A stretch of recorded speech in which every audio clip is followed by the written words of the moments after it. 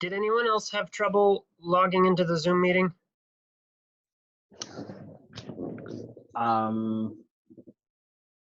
Yeah, because apparently Blackboard's down for maintenance.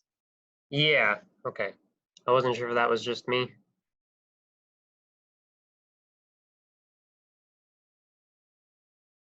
And I think the only way to get to this meeting currently is through Blackboard, right? Well, the way I was able to pull up an old link in my history to get here. I got the Zoom app, so it saved the meeting number in myself.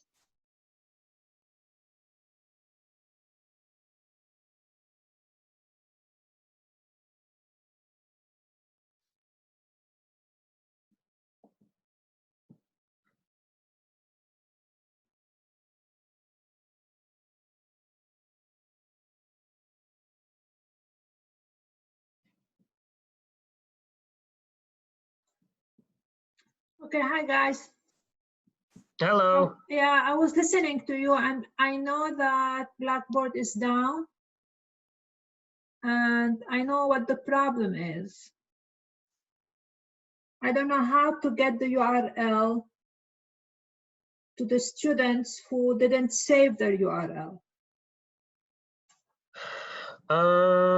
Anybody have any suggestion that can help? Because I actually don't know how to get this info to them.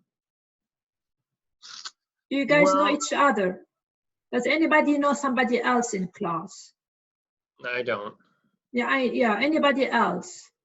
No. That's what I was afraid of. But you said you had the meeting code, right? So theoretically, you could email that. I can't because I don't have Blackboard. The only way I can email you guys, to all of you, is through Blackboard. Understand? You follow me? Oh, I gotcha. Yeah. So when I send an email to the whole class, you do it through Blackboard. Yeah, I do it through Blackboard. I don't have any other way, to email all of you. I can send one by one, but I don't have everybody's email. I mean, I have like the email of 2 or 3 students. I don't have the email of everybody on my mailing list.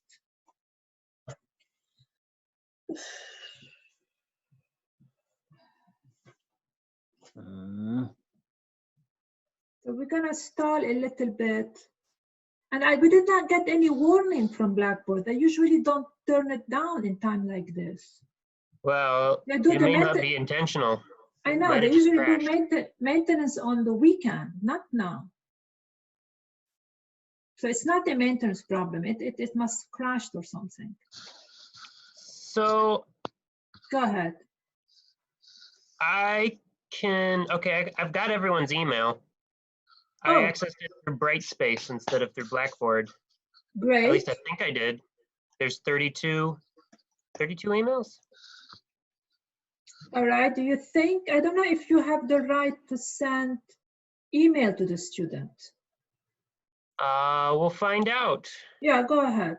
You'll do me a great favor.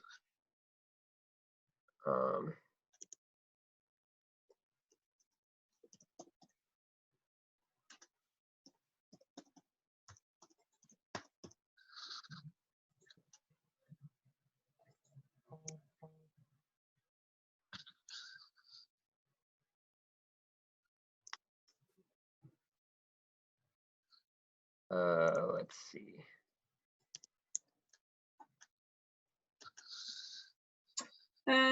Okay. All right. I have a lot of students emailing me about this.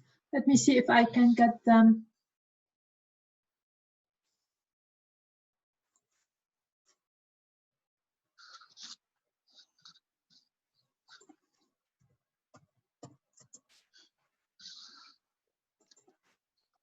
Okay, please guys be patient.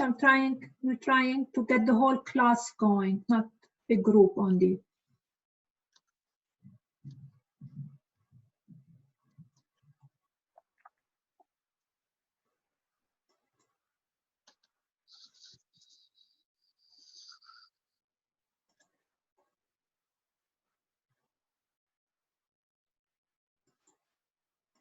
Oh, let's see, what's the meeting code? 2, can I copy that? No, dang it.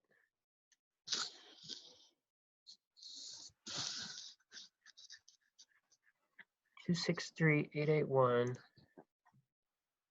Okay, I can give it to you. 236-881-067. But the question is how to email it to everyone. Right, which I believe I'm doing now, but we'll find out. Okay. 881. So it's 236-881-067. And send.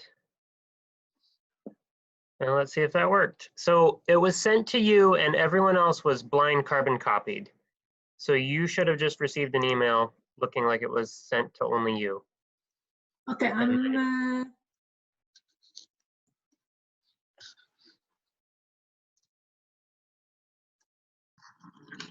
I haven't gotten it yet. Okay.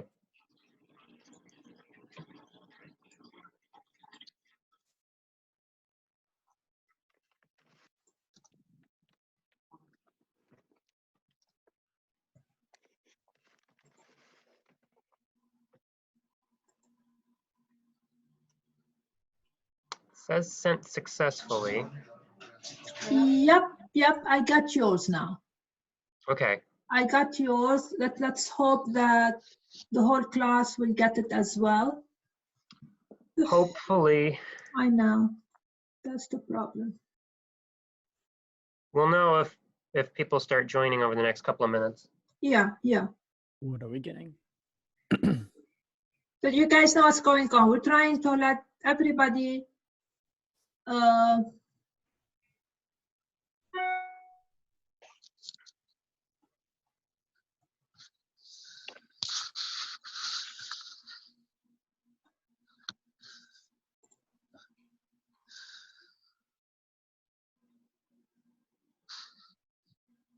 right. Any improvement? Yeah, we're up to 14. Great.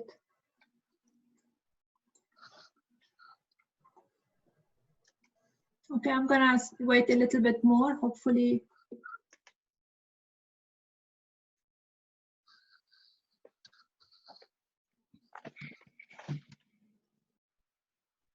Somebody else just joined. So are we up to 16, 17, we're how many? at 17. Okay.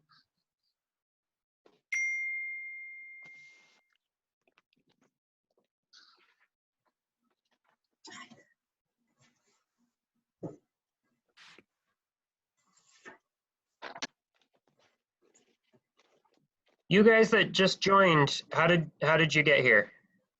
Blackboard is back up again. Oh, it is? Yeah. How about that? I got the email from you. Okay. Great. Thanks a lot, Duran. I don't know, you helped me. You saved me today. Well, it sounds like Blackboard's back up, so. That's okay, but you know, it was not guaranteed it will back up. So for next time, we know what to do. All right, great. So we can then start. All right, questions as usual. Please go ahead, put your sketches. Yeah, I got an email. Thanks a lot, all of you. All right, now questions. Back to the class, and please ask your questions. Okay. Okay, how did the homework go? Please go fast. Number 3 on worksheet. All right. Any other questions? Okay. So I'll do number 3 on worksheet, and number 2 is worksheet or the book. Just be precise. Mark, tell me if number 2 on the worksheet or the book. On the worksheet. All right. So let's do that. And so number 2 on the worksheet. Number 2.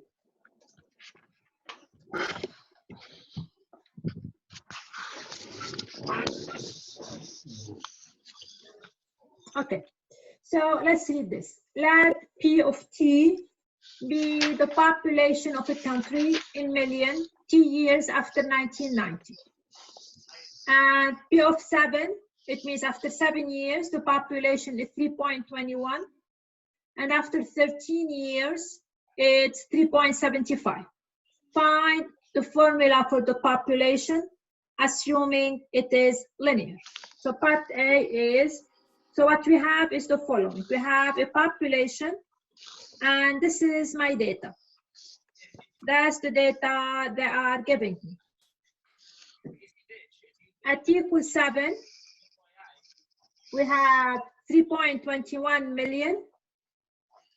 And T equals 13, we have 3.75 million. If something is not clear, you let me know. And the question is, find a formula assuming linear. So part A, assume the growth is linear. Linear means that the population is growing by the same amount every year by the same amount. So linear, it means the formula of the population is the slope times T plus B. Okay. First, we're gonna find the slope. So what is the slope? I have 2 data points, and I'm gonna compute the slope. So the slope is by how much the population changed over how long it took to do the change. So we just have to compute that number. So we're gonna do that. So the numerator is 3.75 minus 3.21. So it's gonna give me 0.54 million. That's how much is changed over 6. So it's gonna give me 0.09 million per year. It means every year this population is changing by 0.09 million. So 0.09 million per year is the change of population every unit of time. Now I need to find B. I'm gonna use, we have 2 ways. We can use the slope intercept or the point slope. So we're gonna use the slope intercept. Boom. So I know that the population now is point, that's the slope, times T plus B. And now we're gonna find B. All right, I have data points. I can use either one to find the B. So I know that if T is 7, my output, my population is 3.29. So I'm gonna plug in 7 for T. And this is 3.21. And now we're gonna solve for B. Now 0.09 times 7, I multiply those. This is gonna give me 0.63 plus B is 3.21. It means my B is 3.21 minus 0.63. And I compute this number, I get B equal 2.58 million. So, so what is exactly? So what is my formula for the population? So the population is 0.09 T plus 2.58. So what does every parameter means? 2.58, it means at T equal to 0, which is 1990 in this scenario, the population was 2.58. So it means if we graph time and the population, at t equal to 0, the population is 2.58 million, and it is increasing by 0.09 every year. So it started like this, and it is increasing. Every year, the population goes up by 0.09. Another year, another 0.09. Another year, another 0.09. So that's the linear growth, the same amount every unit of time. Now, we're going to do the same problem, but we're going to assume an exponential growth, which is different, and see what we get. All right, so let's do that. So the data is the same. So this is my data and my growth, so that's part B, exponential.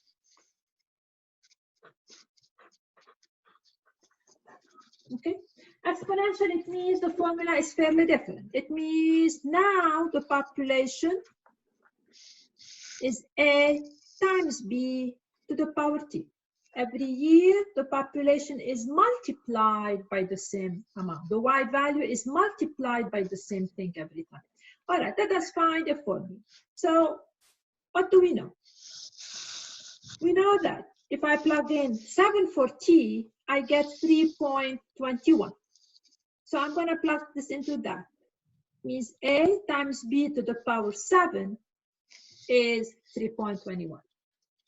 What else I know? That if T is 13, I'm having 3.75. So this tells me that if I take A times B to the power 13, I will have 3.75. Okay, so that's crucial. The setup is crucial.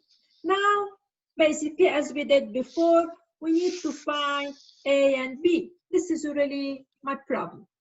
All right. From the first, so I have two unknowns, but I have two equations relating them. From the first equation, we're going to solve for my A, and I'm going to get 3.21 over B to the 7. All right? Now, I have A. The second piece of information tells me this is 3.75. But A is 3.21 over B7. So we're going to plug this into the expression here, and I'm going to get 3.21 over B to the 7 times B to the power 13 is that much. Okay, now we do what we did before. This is going to give me 3.21 times B to which power? Remember, that's all multiplication. Here I have 13 B's, and here I have 7 B's. So what I'm going to left with is 13 minus 7, which is going to be B6. Questions? Okay, so this is going to give me B6, which is 3.75 divided by 3.21. And this will gonna give me that B to the power 6 equal. So we just pick up our calculator here, divided by 3.21. And this is gonna give me 1.168 to 3 decimal places. Is anybody getting the same answer or got the same answer? Yep. Yep. Now, what is B now? Quickly. Every time we get a decimal, you want us to go over 3 spaces? At least, yeah. And round it up. But here it's 82. So 8 is really very well. Okay, so B is 1.026. Okay, I think I agree. But so B is the 6th root of that. So this is gonna give me B is, we have to raise to the 6th root of 1.168, so the 6th root of that. And I will trust Josh, but I have to double check. 1.026. Okay, so this is gonna get me my B. So that's my growth factor. So that's the growth factor. It means every year my population is 1.026 times the population of the previous year. All right, we'll talk about that in a minute later. Now, what's my A? My A, I go back here. My A is 3.21 over B to the 7. So now I'm gonna plug that for A. So A is 3.21 over B to the power 7. Very good. Over. Okay. What's that to the power 7? I got the denominator is 1.198. And the whole thing, let's see what you guys got versus what I got. So it's 3.21 divided by that. What did you guys get for those who did it? For A. 2.681. 2.6. I got 2.678. All right. I'm getting 2.677. So we're gonna 2.678. I think that will be the correct answer. So So should you round it first? I'm rounding it up to the 3rd digit. I just like I basically did the whole first equation, like the 3.21 over the parenthesis 7. Like I just did that right away. Yeah, and you should get And I 2.67746. I got 2.68 too. That's okay. That's I all right. rounded to 4 digits. I mean, depending on how many digits you use. I rounded to the second digit. That's why I got 68. No, round it to the 3rd one. Okay. So, Okay, we'll do that. Okay. I'll do that next time. Yeah. So what is my A now? So what is my population in this case? So we finalize and we get a formula for the population. So the formula for the population now is, and now we should all get exactly very similar. So the formula for the population, if it's an exponential growth, is going to be 2.678 times 1.026 to the power t. Okay. So now my question is, what's the initial value, what's the growth factor, and what's the growth rate? It means this population, what initial value, it means at t equal to 0, what's the population? Now, all of us know it's the A, or if you ever forget, initial population, we plug in 0 for t. Anything to the power 0 is 1, so the initial population is 2.678. End of that. 2. What's the growth factor? The growth factor is the B. So the growth factor is, that's the B. It's 1.026. And what's the growth rate? The growth rate is, it tells me by how much the population is growing, by what percent, by what percent is the population growing every year. So what's the growth rate? Now we saw the relationship that the growth factor is 1 plus the growth rate. So it means the growth rate is 0.026.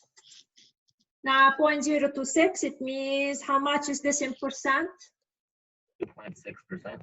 That's 2.6%. So it means this problem represents a population that is growing by 2.6% every year. So every year, the population is growing by 2.6%. So whatever it was, after 1 year, it grew by 2.6%. And so on and so forth. Okay? Questions, please? All right, now we're going to look at which problems? The last one, the second one from the worksheet, and proceed. So, okay. So it's the same type of problems again. So number 3 is a 2015 Lexus car cost $61,055. And the car depreciates, it loses value, a total of 46% during the first 7 years. So the car lost 46% of its value the first 7 years. Let f of t be the function that assigns to each time t the value of the car t years after 2015. So f of t is the function that gives me the value of the car, and t equal to 0 correspond to the year 2050. So what do we have? My first question is find the value of the car after 7 years, that is in 2022. So what do they tell us? So they tell us that initially the car cost $61,055. And what else they tell us? What happened after 7 years? 46%. What happened after 7 years? You guys tell me. It lost 46% of its value. Exactly. So what's the value of the car after 7 years? So what's the value of the car? So after 7 years, the car lost 46% of its value. So what is the value of the car after 7 years? That was my first question. 32,969.7. I would say you're right, but let's see how do we do it. The car was worth 61,000. It lost 46% of its value. So we can compute that. That's its initial value minus how much it lost. And then here I pick up your answer, which is how much you guys told me. Minus 0.46 times 61,055. So I'm getting 32,969.7 cents, not a big deal. Anybody is getting anything close to me? Yes or no? Yes. Are you guys with me? Yeah, that's exactly what I got. Are you guys with me? I got So 30. what's what happened? The car lost 46% of its value, so we're gonna take the loss. So that's what is the value of the car. Another way you can do that, I think it's worth mentioning. If the car lost 46% of its value, it means that the value of the car after 7 years is 54% of its initial value. Does this make any sense? Yeah. Yeah, so you can do it 2 ways. Either you take 61,055 minus the 46%, or you say, you know, it's lost 46%. It means its value now is 54% of its initial value. That's the growth factor. That's actually the growth factor that you work this. And if we do the math, you get exactly the same answer. So that's f of 7. The rest is verbatim what we've been doing. Verbatim, verbatim. So part B now. What? Where did you get 0.54 from? Sorry. Okay, if the car lost 46% of its value, it means how much of it is how much it's worth right now? It's worth 54%. It's the leftover. It's the 100%. You take away the 46%. How much you get? 54%. So what's the value of the car? So, or you can do this problem 2 ways. Or its value was 100%, but it lost 46%. So its value now is 54%. So the 54 is coming from the 100% minus the 46%. This is the 54%. That's another way to do the problem. Now let us keep going. I may not actually finalize this problem, but I will put you on the right track and you guys can finish it. Now part B is assume it's linear. What's the formula for f of t? Do we have enough information to do this problem? What do we have now? Time f of t. Initially, it means in 1995, the value of the car was 61,000, that much. After 7 years, the car depreciated, and its value now is 32,969.7. Now, if the function is linear, it means this car is depreciating by the same amount every year. So what's going to find a formula for it? All right, f of t is mt plus b. And what is m in this problem? M is the slope. We computed the slope. So what is the slope in here? So what is m? How do we find the slope? We have two data points. It's by how much the y value changed between 0 and 7 over how much the t value changed. So it's 32,969.7 minus, we expect a negative slope because the numbers are decreasing. Now at 32, that's 7 minus 0. So now we do just the math, minus 61,055 divided by 7. I'm getting the following answer. What are you guys getting? Anybody was able to finalize this? Okay. I'm getting minus $4,012. What? Anybody got anything close to my answer? Dollar per year. Would it be 1.8 or 1.9? Point. I rounded to 9. I don't really care. It's cents. Actually, according to my calculator, it's 1,857.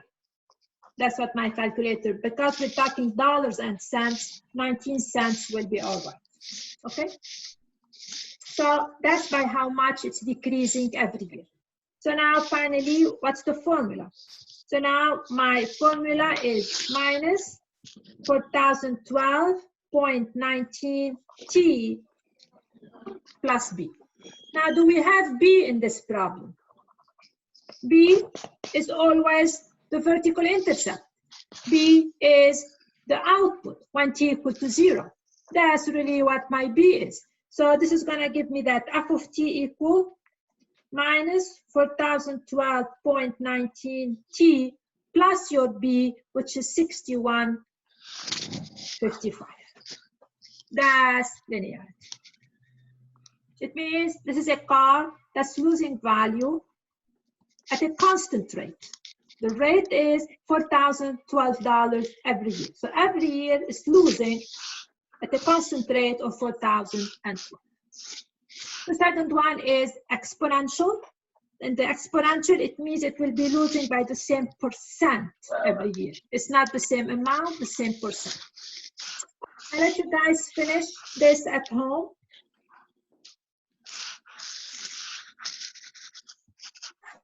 And you finish it at home for Monday.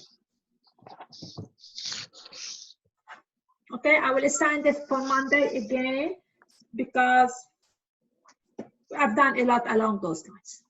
Okay. Now the last one I'm gonna look at is number 9, and then I will proceed. So I'm gonna look at number 9.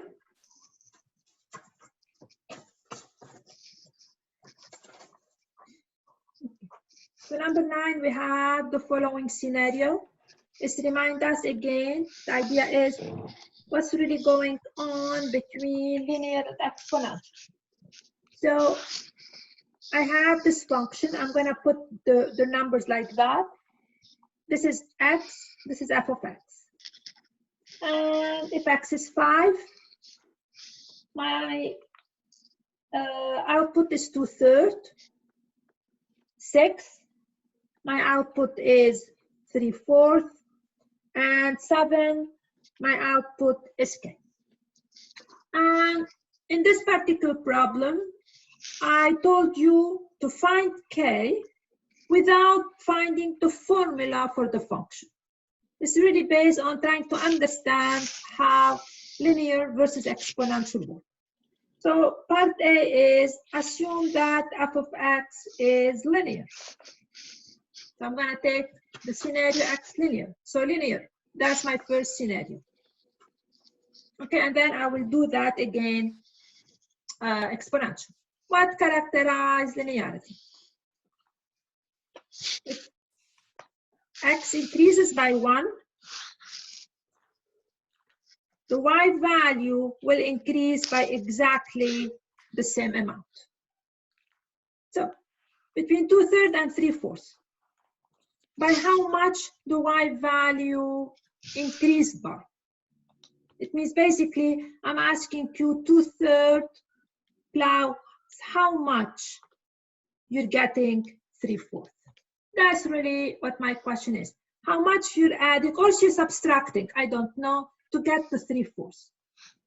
All right, an easy way is you can just basically solve for it. That's 3/4 minus 2/3.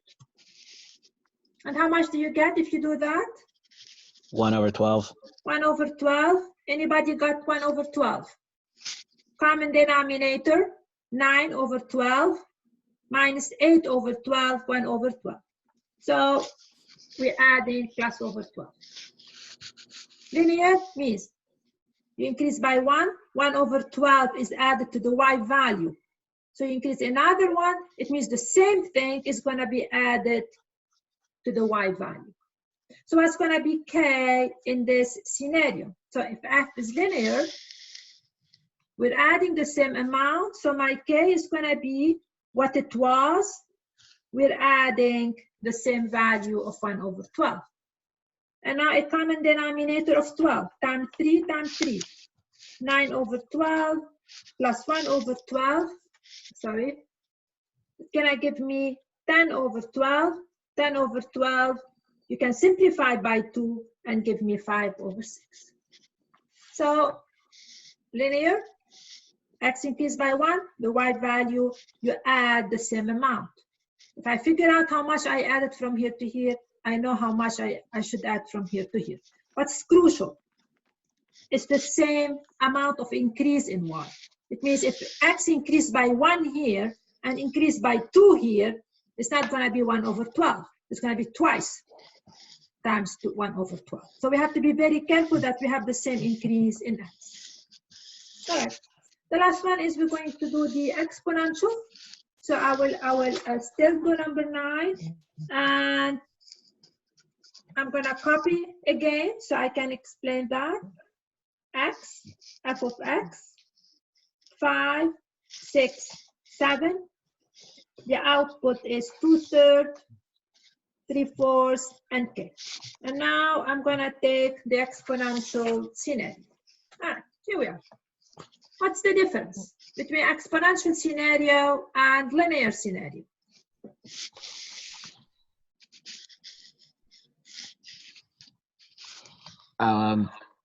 Every unit is multiplied by the same value. Yeah, it means the y value is now multiplied by the same amount. It means whatever is here is going to be here. That's the idea. So the question is, what are we multiplying by in here? Okay, so you can guess, but not always easy to guess. So now you ask yourself. So now first we're going to find this. Okay, how do we find that? Because I'm asking you the following question. 2/3 You should multiply it by what to get 3/4? That's really what the question is. So what shall I multiply 2/3 by to get 3/4? That's the B. That's really the growth factor. Now, how do you solve this one? How do you find? Reciprocal. Multiply by a reciprocal. Okay, so you divide both sides by 2/3. That's one possibility. And it means this is going to give you 3/4. You multiply it by 3/2. It's going to give you 9/8. Please tell me to push up when you don't see. So this number here is 9/8. It means that this has to be 9/8. So what is K? That's the exponential. It means from here to here, I should multiply by 9/8. So this is 9/8. So to find K, what is K? K is the previous value, you multiply it by 9/8. That's how the exponential grows. We always multiplying by the same constant when the x increases by 1, not 2, by 1. So finally, I will get 27/32 and of the product. All right, any questions about that? Questions? Okay. All right, so, okay. So today we're gonna, first thing I would like to do is I would like to say a few words about the graph of the exponentials that I've been graphing it several times. And then we're gonna start a new topic. Just have to give me 1 minute. Okay. So the graph of an exponential function. How does the graph looks like? And what determines the shape of the graph?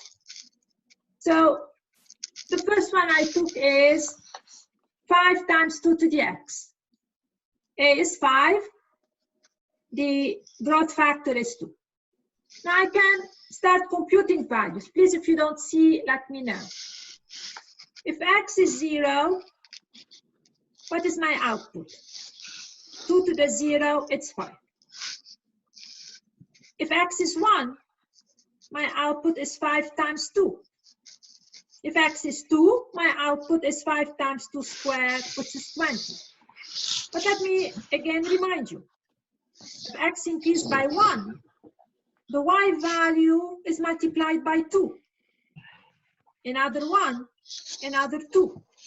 So is this function going to increase or decrease? Of course. Increase. It definitely has to increase. Absolutely increase, because every time we go by 1, my output is multiplied by 2. So my output is actually doubling in this particular scenario. My output is doubling. So it's really, really, really increasing. And when the values are negative, it's actually the same principle.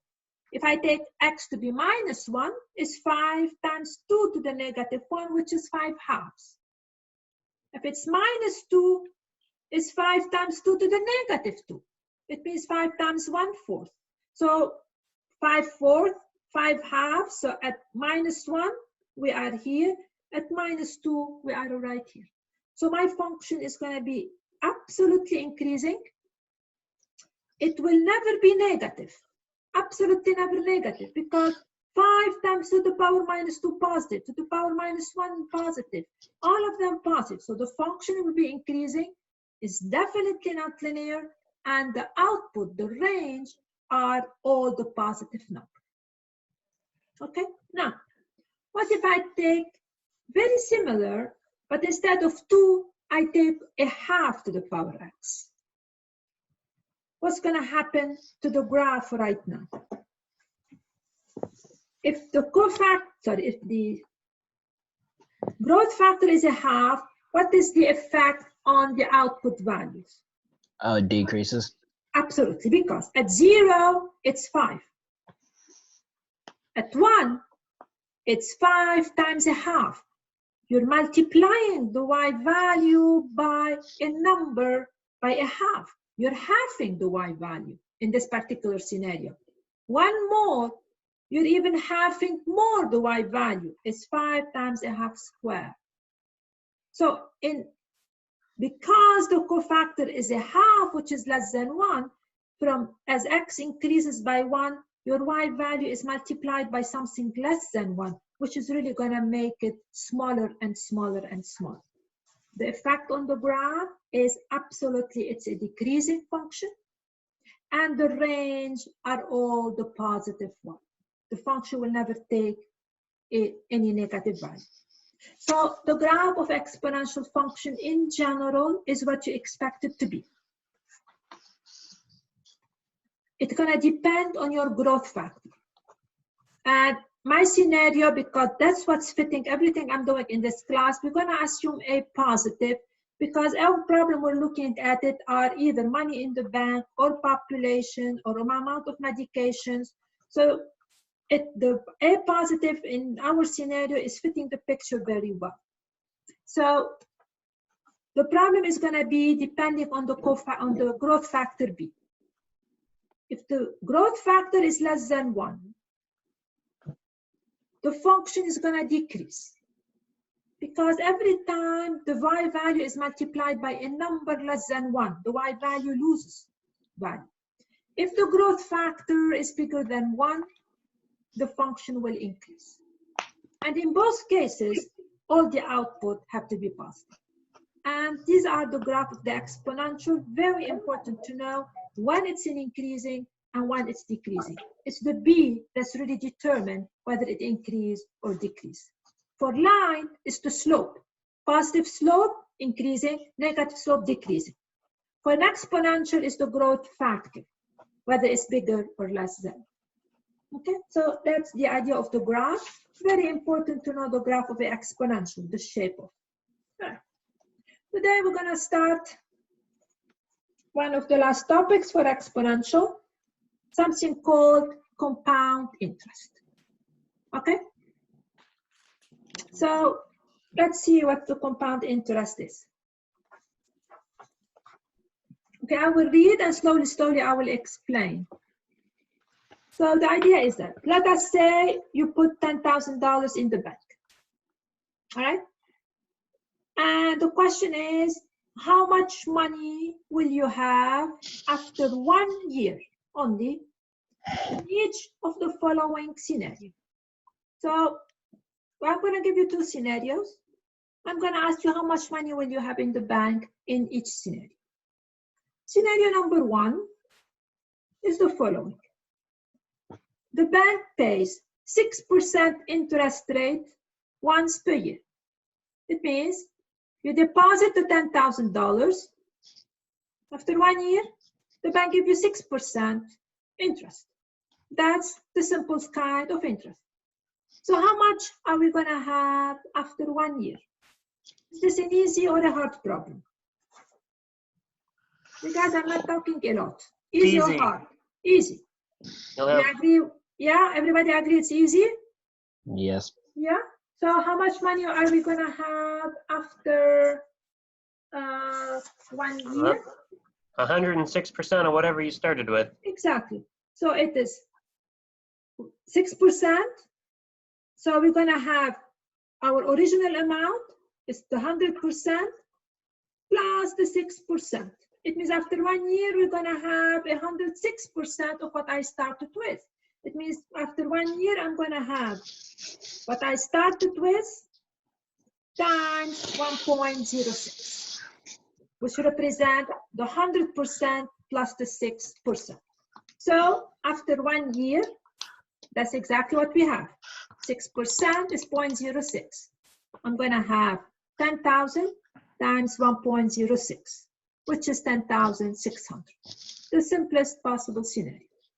Scenario 2. So the interest here was 600. That's how much interest we made. Scenario 2. The bank pays 6% compounded monthly. What does this mean? It means that the interest is added 12 times a year. It means every month you add in interest. But how much interest you get every month? Every month you get 6%, 6 divided by 12%. It means you get 0.5% interest every month. So compounded monthly means the following. You have this amount of money. Every month, you're gonna get interest on the money. But how much interest you get every month? You don't get 6% interest every month, absolutely. You get 6 over 12. It means 6 over 12 is 0.5% interest every month. So compounded monthly at 6% means every month you get 0.5% interest. And the question is, in this scenario, how much money are you gonna have after 1 year? I stop for a second. Do you understand the scenario? Yes or no? Yes. Anybody else? Yes. Yes? All right. So let us figure it out. And I'm gonna make a use table to see how much we will have after 1 year. So how much we're gonna have after 1 year? All right, let's see what is really going on. I'm gonna rely on what we know. Initially, 10,000. Okay, but this bank is giving you interest. How? Every what? Every month is giving you interest. And how much interest they are giving you every month? Not 6%. Every month you get 6 over 12%. Means every month you're getting 0.5%. So how much money are you going to have after 1 month? After 1 month, you're going to have the initial 100% of what you started with plus 0.5%. Now 0.5% is, so 0.5%, if you write this in percent, that's 0.005. So how much you're gonna have after 1 month only? You're gonna have 100% of what you started with plus the 0.5%. So it means you're gonna have 10,000 times 1.005. What is 1.005 coming from? The 1.005 is coming from 1.005 is the 1, that's the 100%, plus 0.005, that's the 5%. So that's how much money you're gonna have. 0.5%. What? 0.5%. Yes. So that's the 100% plus 0.5%. Thank you very much, dear. That's after 1 month. So you're gonna make a little bit of interest.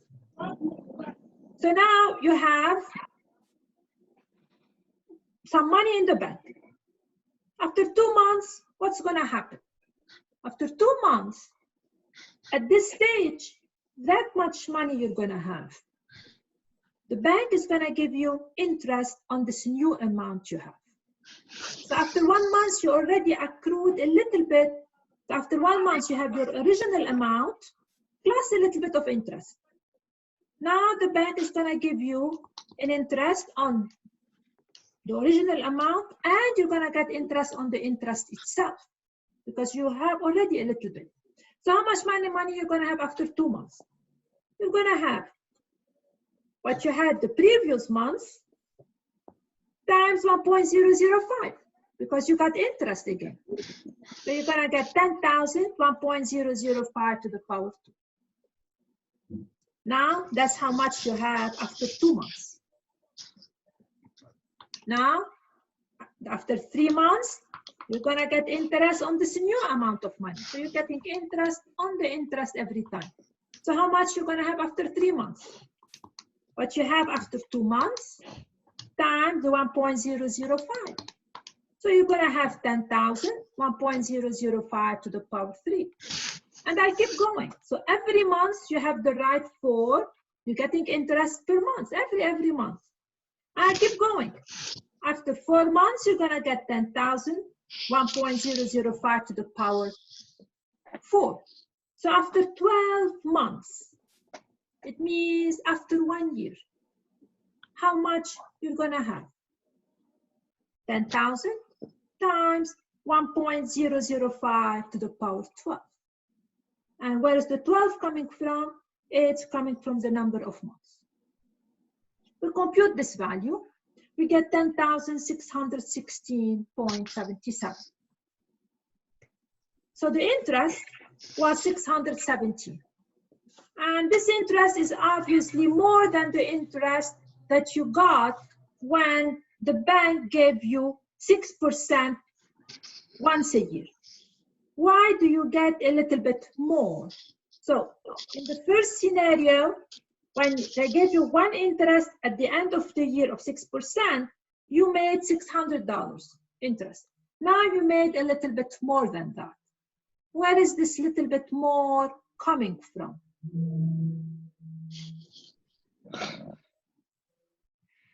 Can anybody intuitively think why it's a little bit more? Because it's per month instead of per year. Yeah, and how will this affect the picture? Would it be linear or? No, don't worry about that. Nothing is linear here. It's not linear, absolutely Wait, not. what are you asking? I'm asking why you get more interest in the second scenario. Because the 0.005 is a one-time thing, and then in this one it's a 12-time thing, pretty much. Pretty much. In the one time it was 6% though, Oh well, and 0.5 times 12 is 6%. What the reason that one of the reasons that you're getting more money because every month you are getting a little bit of interest. True or false? Every month you make a little bit of interest, and then you are getting 0.5% on the interest that you accumulate every month. And that's where the difference is coming from, because you accumulate interest and you get money on this new interest. So every month your balance is growing because you have this little bit of interest that you accrued and you get money on it, interest on the interest. When the bank pays you once per year, you're not getting interest every month on your money. You just get one big interest at the end. When it's every month, it means, okay, you start, after 1 month, you get a little bit of money, but you're gonna get an interest on this extra money. And that's really where the difference is really coming from. So, of course, we know that we make more money in scenario 2. The reason is that in scenario 2, every month we get interest on the interest from the previous month. So we are accumulating a lot of interest. So let us sum up this in some kind of a formula because, okay, I'm not done. My question 2, assume we are still in scenario 2. How much money we will have after 2 years? Okay, so let us see the picture here. After 1 year is to the power 12. Where is the 12 coming from? The 12 is coming from because we have 12 months. So the first month I multiply by that. The following month I have to multiply again by it and again by it. So after 2 years, how much money we're gonna have? Every month you multiply, so from 1 month to another, I'm multiplying by 1.005. From every month to another, I multiplied by 1.005. That's the picture. So after 2 years, I'm gonna have 24 months. So in 2 years, we have 24 months. So the amount of money is gonna be 10,000 times 1.0045 to the power 24. Where the 24 coming from? Because in 2 years, I have 24 months. And every month, I'm multiplying by that per month. In 3 years, again, 3 years, we have 3 times 12 months. Every month you multiply by 1.005, it means we're gonna have 10,000, 1.005 to the power 36. And now in T years, in general, how many we have? Okay, in T years, how many months we have? 12 times T months. So the amount of money will be 10,000 1.005 to the power 12t. 12 is coming from the fact that interest is paid every month and t is the number of years. So what's the formula for this kind of compounding? What's the general formula? So let us see. Suppose we have an interest of R% compounded n times a year. What does it mean? So you go to the bank and the bank tells you, I'm going to give you an interest of R% compounded n times. It means that an interest of R, first of all, let me give you a simple example. Suppose you go to the bank and the bank tells you, I'm going to give you an interest of 6% compounded daily. What does it mean daily?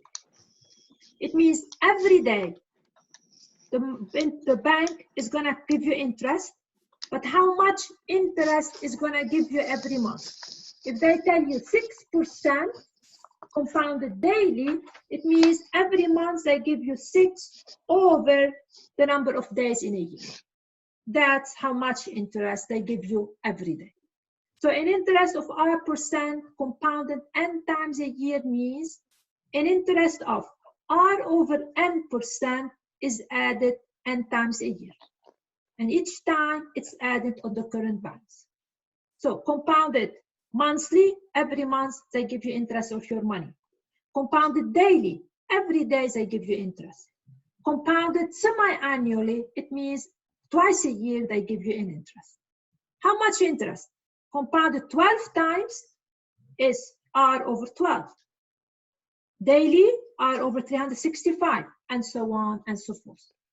And what's the formula? So if the money is compounded, so if P dollars are invested at an interest of R% compounded n times a year, then how much money you will have in the bank after T years? So the formula is your initial times 1 plus, okay, I use the book.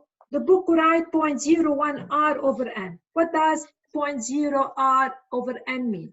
It means the interest you divide by the number of compounding and you write this in decimal notation to the power nt.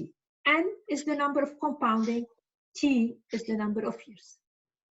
So let us do a problem. The formula looks complicated, but it's actually not. So I'll do one problem. Suppose you invest $4,000 in an account that earns 3%. How much money will you have in your account after 5 years if the money is compounded differently, annually? How much you're gonna have after 5 years? Okay. After 5 years, my initial amount is 4,000. So f of t is 4,000, 1.03 to the power t.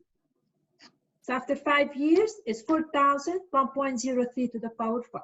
So here, if I use the formula, what's happening in this formula here? P is the initial amount, which is 4,000. N is 1. That's what annually means. R is the 3%. So that's going to be 0.01 times 3 divided by 1, which is the 0.03. Now the second problem, and I will do that much slower. The second situation, monthly. And let us see how we use the formula for monthly. We use it like this. Okay.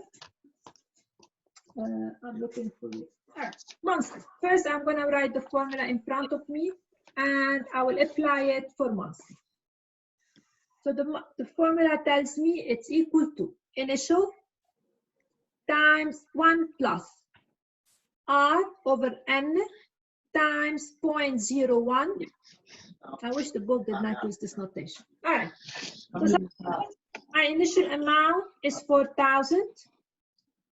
And interest is 3% compounded monthly. It means 12 payments per year. What is the formula here? I will find every piece. What is R over N? 0.03. Right, it means Over 0.03 divided, so R is 3%, it means 0.03. So as I say R over N, actually we mean 0.03 divided by 12, and 0.03 divided by 12 is gonna give me 0.0025. It means every month, that's the interest you're gonna get. And now how we apply this formula. What is f of t? It's your initial amount times 1 plus the R over N is this piece right here, to the power N. N is the number of compounding, which is 12 times t. That's what f of t is. So if I ask you what is how much money after 5 years, after 5 years, we're gonna have how much? 4,000 times 1 plus this, it means 1.0025. To which power? If t is 5, to the power 12 times 5. Make sense? So it's gonna give me how much? 4,000, 1.0025, 5 times 12 is 60. And now I compute this, that's the last piece. So I take 4,000 and I multiply it by 1.0025 to the power 60. And I get 4,646.46.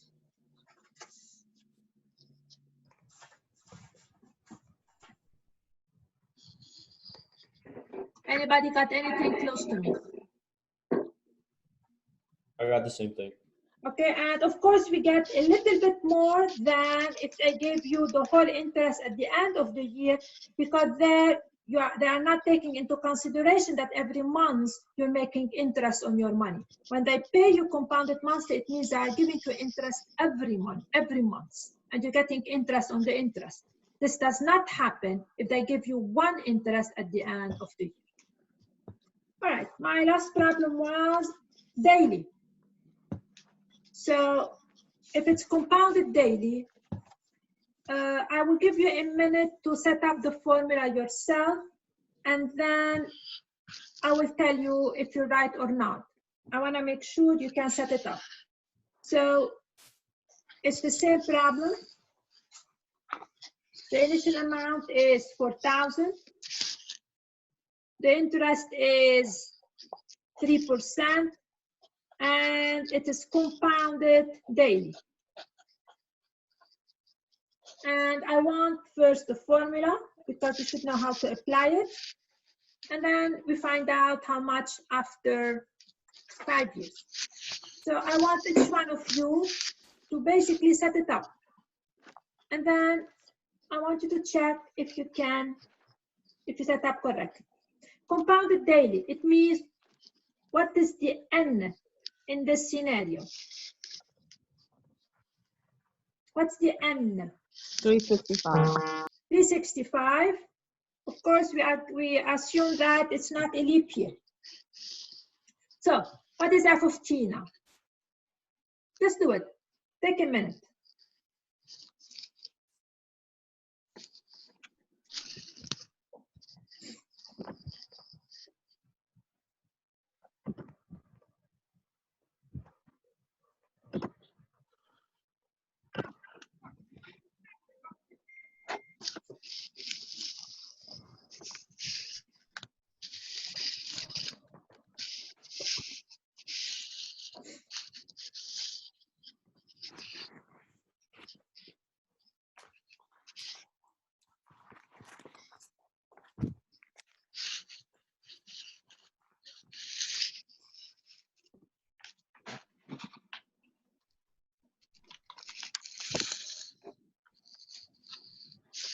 Does that say 60 or 4,000? What?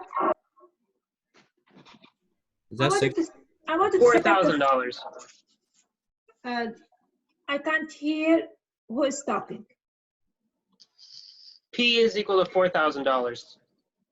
Yes, P is 4,000. I want to set up the whole formula, each one of you, to make sure that we all set it up correctly.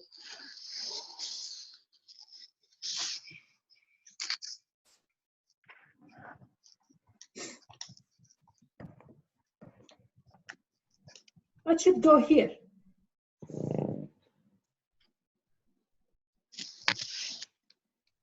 So what is R? 0.03 and 365. So that's what should go here. 0.03 over 365. That we will compute in a second.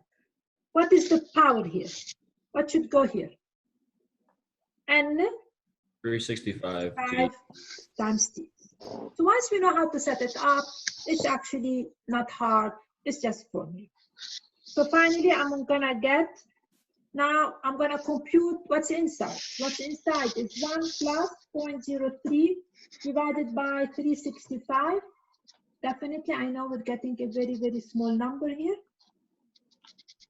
And not small number with lots of zeros, but actually that's what they do. 1, 2, 3, 4, 8, 2.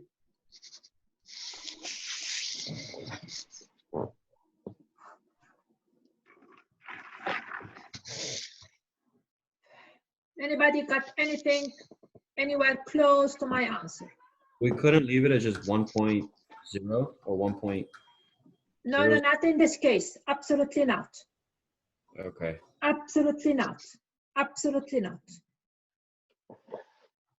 You have to go on.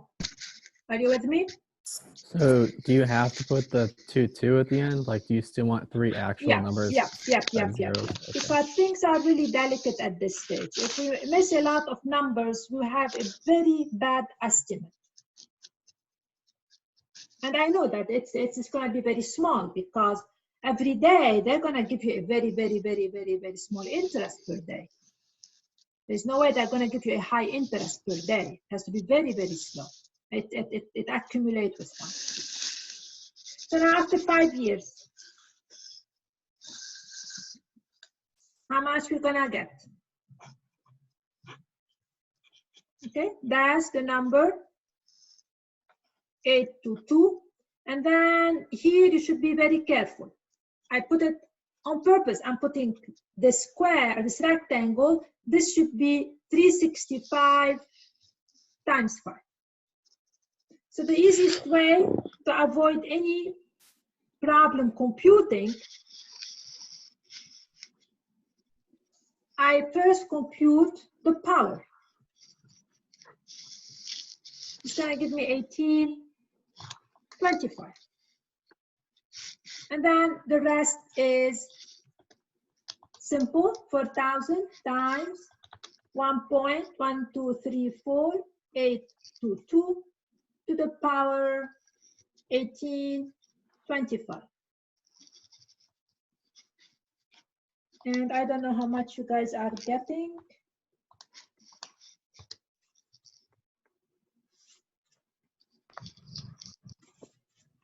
Okay. How much you getting? I got 4,647.37 or 33. Repeat, please. 4,647. 4,000, how much? 647. 647. 0.378, or you could do Right, 3. that's enough. This is cents. So we're not going to worry much about cents. No. Again, daily, it's going to be more than monthly. Why it's more than monthly? Because they are giving you interest every day. And you're going to get, you earn interest on the interest. And every day you're making interest. Every day you're going to make interest. So you're going to get a little bit more and more and more money. Not much, but more money. So in terms of since 5 years would contain a leap year, we don't worry about the extra day, would we? No, we're not gonna worry about that day. It's so little interest, forget it. Okay. This is not a great leap year anyway. I wanna forget about leap year. All right? Okay, so that's it's very important. Compound interest is actually a very important idea. And when you guys go to the bank, and there is still an idea that I was hoping to finish, but I will finish next time. When you guys go to the bank, they tell you that it's compounded. So the money, they tell you it is compounded, and they tell you how often it is compounded. So that's how really the bank actually works. They tell you that your money is compounded, and like, is it compounded monthly? Usually they put it monthly. So which will basically give you the advantage of being able to pull your money at the end of every month, and you get interest on your money every month. Yearly, you're gonna get one interest at the end, and you cannot withdraw the money in between. All right, so that's it for today. The problems are fairly simple actually, because I did not have the chance to finish the other part. Two things. First thing first, that your exam is next Thursday. It was supposed to be today, but because of all the changes, I don't think we were ready today. So exam number 2 is gonna be, and I will put that on Blackboard, and I will remind you, so it's gonna be next Thursday, which will put us April 8th. Okay, exam number 2. It will be April 8th. And this exam,